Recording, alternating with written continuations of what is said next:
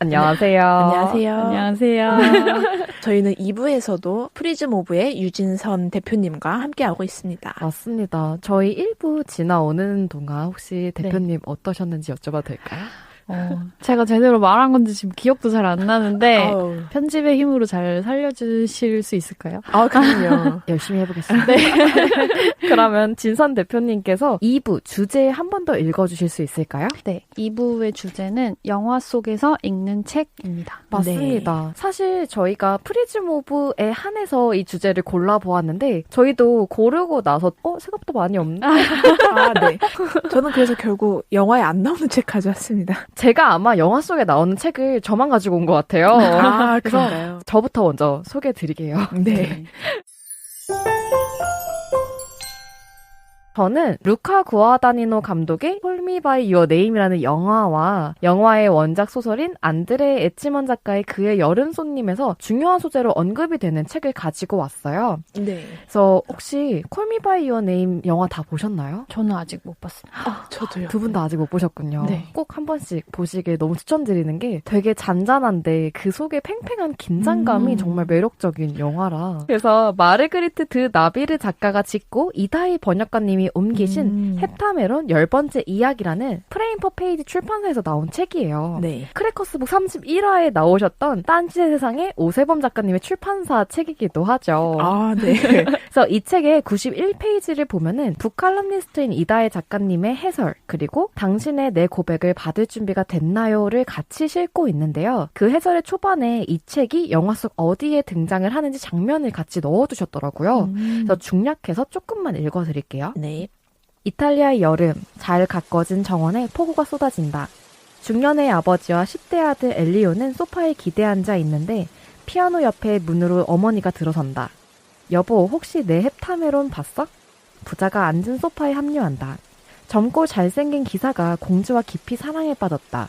둘 사이에 피어난 우정에도 불구하고 혹은 그 우정 때문인지도 모르겠지만 젊은 기사는 자신의 사랑을 입에 담지 못하는 초라함에 왈문이 막혔다.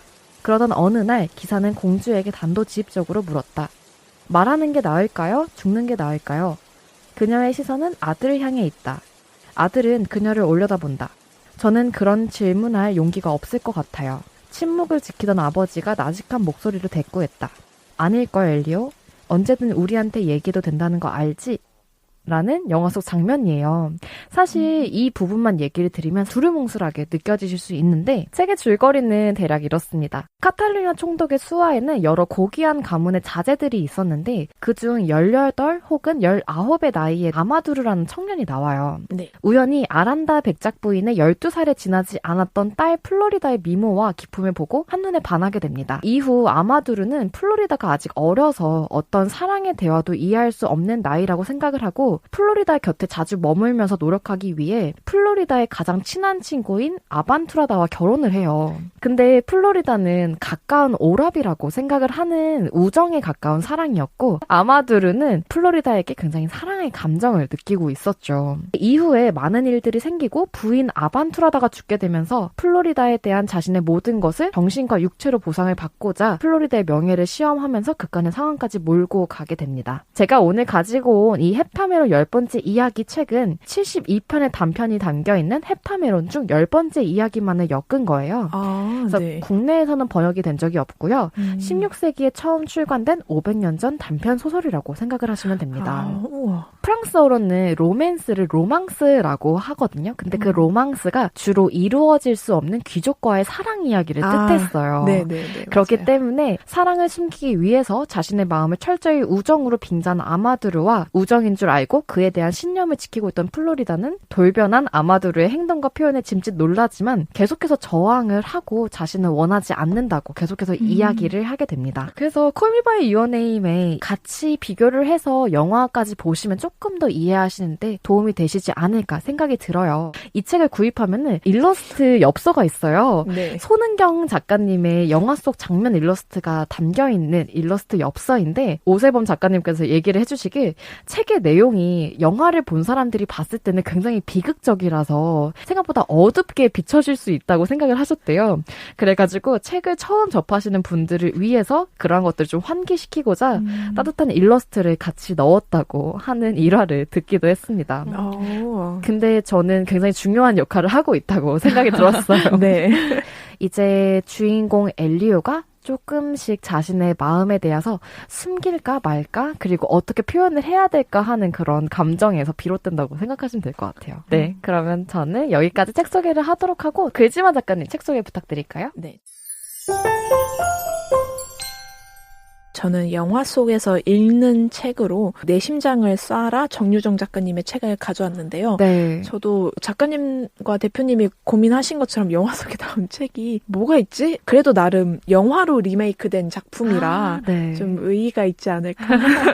그리고 제가 심지어 이 영화 무대 인사에서 배우님들을 본 적도 있거든요. 네. 여진구님 팬이어가지고. 네, 그래서 책 이야기를 해보자면 이 책은 2009년도 제5회 세계 문학상 수상작이고요. 은행나무라는 출판사 통해서 출간을 한 책입니다. 내용을 이제 말씀을 드리자면 주인공인 수명이라는 아이가 세상이 두려워져 도망을 쳤고 자신의 세상 안에 갇혀 지내는 약간 폐쇄적인 아이예요. 25살인데 여러 사고를 치다가 아버지께서 이번에는 정말 죽기 전에는 못 나온다라는 선고를 하고 수리희망병원이라는 곳에 강제 입원을 당합니다. 그곳에서 이제 동갑내기인 승민을 만나게 되는데 둘이 성격이 정말 반대예요. 네. 세상에서 도망치고 싶은 수명이와 달리 약간 승민이는 나 여기 있다. 약간 이렇게 주장하는 느낌인데 이렇게 둘이 만나고 승민과 얽히면서 결국 수명도 세상을 향해 마음의 문을 열게 되는 내용입니다. 네.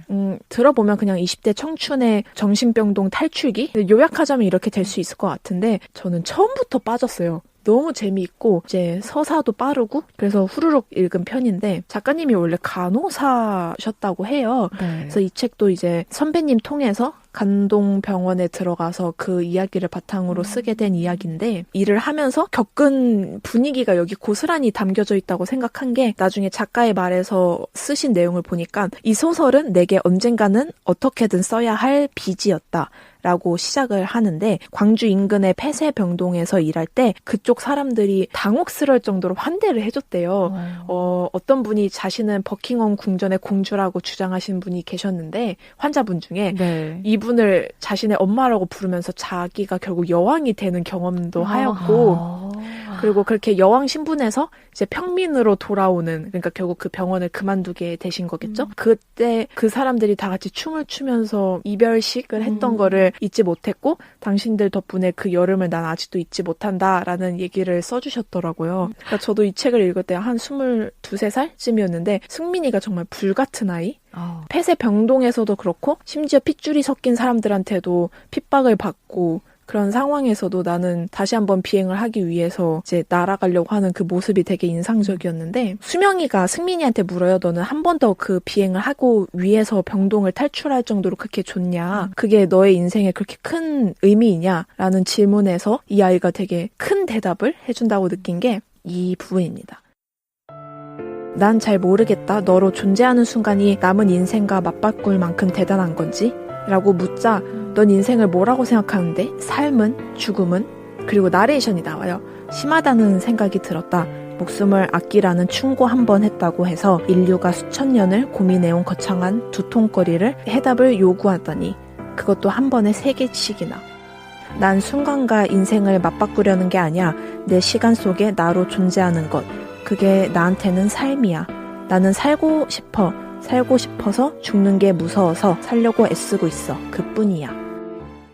그러니까 이 친구는 그 순간을 위해 목숨을 버리는 게 아니라 그 순간에 내가 존재하기 위해 순간으로 빠져들려고 하는 것 같은 친구다. 다시 되게 느꼈고 오랜만에 다시 20대 청춘의 불을 지르는 책이라는 생각이 듭니다. 너무 많은 것들을 생각하게 하는 책인 것 같아요. 네. 일단 한정되어 있는 병원이라는 공간에서 일어나는 네. 일이기 때문에 오히려 두 자아를 보여주는 것 같기도 하고 상응하는. 네. 작가님도 만약 내가 그 상황이었다면 어떻게 이걸 극복했을까? 그 질문에서 시작을 했고 또 분투하는 청춘에게 이 책을 바치고 싶다고 하셨거든요. 네, 그래서 이 책이 비록 영화 속에 나오진 않았지만 네. 영화 같은 두 주인공이 있으니까 추천을 드려봅니다. 네, 좋은 책 추천 감사합니다. 그럼 마지막으로 저희의 소중한 게스트이신 네. 프리즘오브 유진선 대표님 책 추천 한번 들어볼까요? 네. 네. 저는 영화 속에서도 나오고 기반을 하기도 하는 소설을 하나 가져왔고요. 네. 그거 말고 또 하나는 제가 영화화된 소설 중에서 많이 좋아하는 거 하나 가져왔는데요. 저는 영화 속에서 읽는 책 하면 떠오르는 영화가 디아워스거든요. 네. 거기서 델러웨이 부인이라는 책을 매개로 그 영화가 전개가 되는데 사실 네네. 디아워스 자체도 소설이라서 기반으로 한 영화긴 하지만 디아워스가 델러웨이 부인이라는 작품 없이는 거의 이해하기가 어려운 영화이기 때문에 그런 연결 지점이 저는 되게 절묘하다고 생각을 했어요. 보통은 문학을 영화화했을 때의 차이점이나 뭐 이런 거로만 회자가 되는데 디아워스라는 작품은 거기 나온 버지니아 울프의 삶이나 그 델러웨이 부인이라는 작품까지 메시지랑도 다 연관이 되기 때문에 단순히 이제 극화했다기보다는 찜볼로 나오기 때문에 그 부분에서 소설이랑 같이 보시는 걸 추천을 드리고 싶었고 네. 줄거리를 정말 짧게만 설명을 드리자면 네. 디아워스라는 작품은 3명의 여성이 나와요. 네, 한 명은 버지니아 울프고 한 명은 1950년대 가정주부이고 한 명은 현대의 책을 출판하는 편집자인데 첫 번째 버지니아 울프는 니콜 키드먼 배우고 두 번째 50년대 가정주부는 줄리안 무어 배우고요. 세 번째 현대 이제 편집자는 메릴 스트립 배우가 나와요. 네. 그런데 이 3명이 다 델러웨이 부인으로 연결이 돼요. 버지니아 울프 시대를 보여줄 때는 델러웨이 부인을 지필하는 버지니아 울프가 나오고 50년대 가정주부는 우울증에 빠져 있는데 델러웨이 부인을 읽고요. 그 메릴 스트립도 델러웨이 부인의 어떤 모습이랑 되게 연결되는 지점들이 많이 나오거든요. 네. 그래서 그 영화를 계속 보다 보면 진짜 궁금해져요. 뭘 쓴 건지. 버지니아 울프가 뭘 썼길래 저 3명의 여성이 저렇게 연결이 되어 있나가 되게 자연스럽게 궁금해지는 영화인데 저는 그 영화를 보고 나서 델러웨이 부인을 읽었거든요. 네. 근데 델러웨이 부인이 선뜻 읽기에는 좀 어려운 작품인 것 같아요. 의식의 흐름 기법으로 전개가 되고 문장들이 되게 쉽게 읽히는 문장들은 아니라 가지고 제가 만약에 델러웨이 부인을 디아워스 없이 읽었으면 중간에 포기했을 수도 있거나 아니면 읽고 도대체 이게 무슨 소리야 했을 수도 있을 것 같은데 디아워스를 보고 나서 도움이 많이 되더라고요. 그래서 두 가지 작품의 감성이 굉장히 연결이 많이 되어 있기 때문에 저는 영화와 책의 관계라고 했을 때 가장 기억에 남는 관계는 그 둘의 관계예요. 델러웨이 부인이랑 디아워스랑. 네.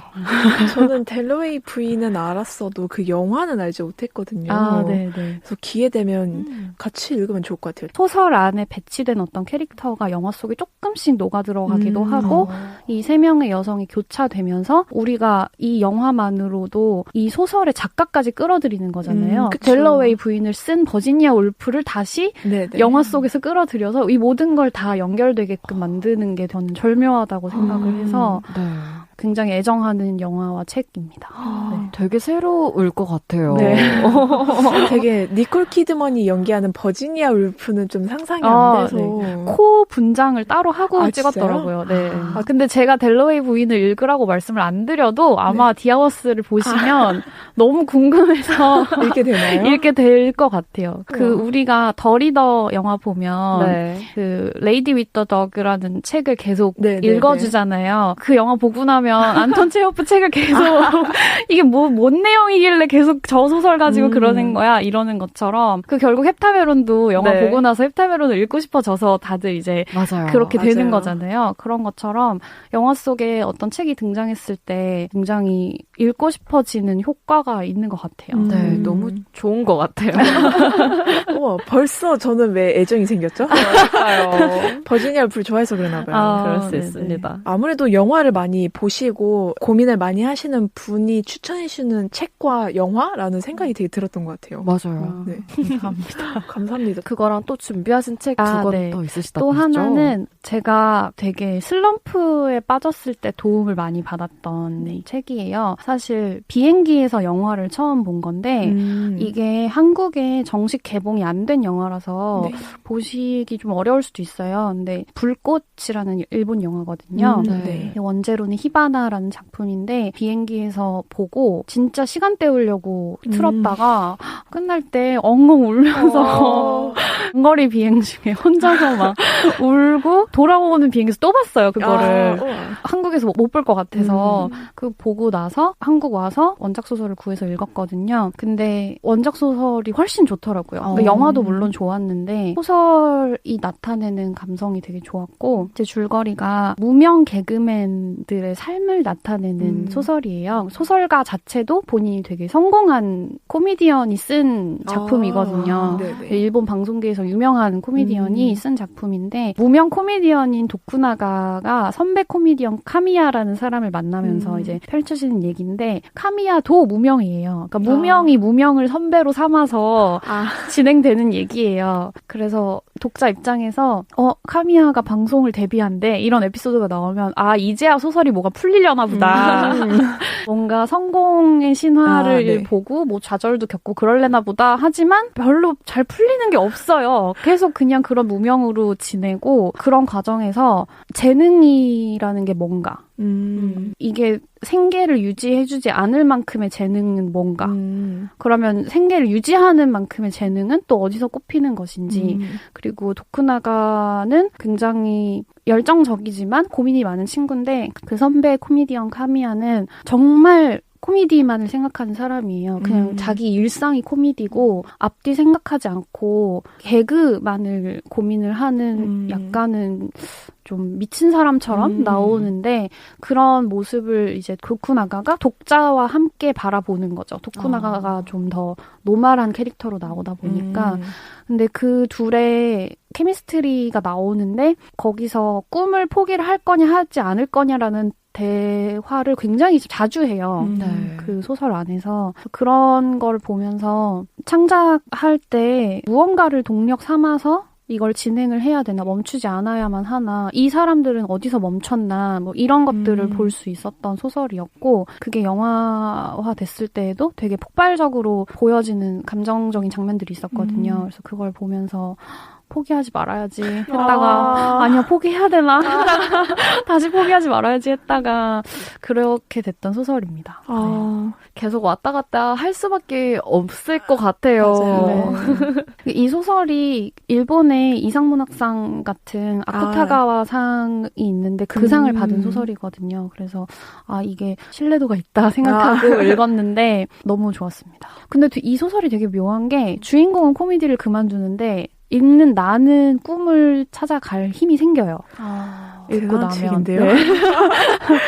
그래서 이게 성공한 코미디언이 써갖고 뭔가 본인의 그런 에너지가 좀 들어가 있나 뭐 그런 생각도 들었습니다. 하긴 네. 그분은 그렇게 성공할 때까지 얼마나 많은 유형의 사람들을 만났을까 싶기도 하네요. 네. 소설 안에 성공하는 사람이 안 나오는데도 저는 힘을 얻더라고요. 그걸 읽고 나서. 네. 그 소설이 가진 힘인 것 같아요. 되게 신기하네요, 그거는. 네. 저도 꼭 읽어보고 싶어요. 네, 정말로. 집 가는 길에 서점 들려봅니다. 좋은 추천 너무 감사드립니다. 네. 와, 저희가 얘기를 하다 보니까 벌써 이제 2부를 마칠 시간이 됐는데 네. 혹시 오늘 함께 해주신 소감 들어볼 수 있을까요? 네, 전반적으로 제가 너무 횡설수설한 것 같아서 좀 아쉬움이 있는데 나중에 또 불러주시면 더 또박또박 똑 부러지는 말들을 가지고 오겠습니다. 네. 저희야말로 와주셔서 너무 감사했습니다. 아닙니다. 4주 동안 같이 함께 했는데 저희도 너무 영광이었고 좋은 책 추천해 주셔서 너무 감사드려요. 네. 저도 추천해주신 책들 읽겠습니다. 네. 감사합니다. 꼭 추천드립니다. 네. 그러면 저희 크래커스 북은 다음 주에 이제 개인 방송으로 또 찾아오도록 하겠습니다. 네, 감사합니다. 감사합니다.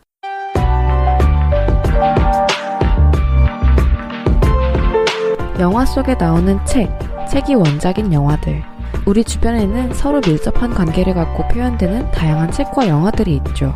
이 두 개의 매체를 통해 더 다양한 해석을 할 수 있게 만드는데요. 여러분들도 영화와 책의 상응관계에 대해서 느끼신 적이 있는지 궁금합니다. 그럼 저희는 다음 주에 개인 시리즈로 찾아올게요. 감사합니다.